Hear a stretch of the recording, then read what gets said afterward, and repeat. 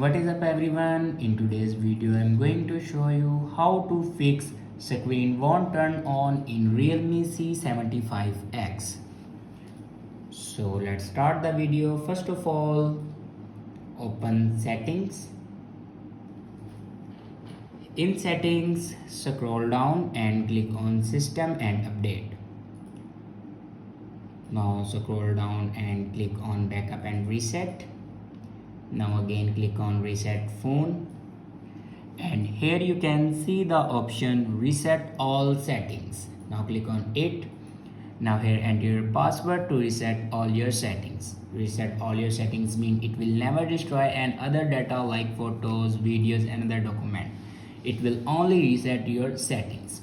After reset your all settings, then go back and click on erase all data. Erase all data basically means factory data reset. Now click on it.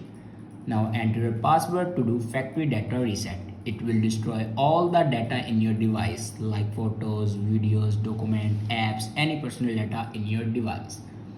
After do factory data reset, then go back to your home screen and restart your device. For restart your device, press and hold power button and swipe up to restart your device. After doing these steps, your problem will be fixed.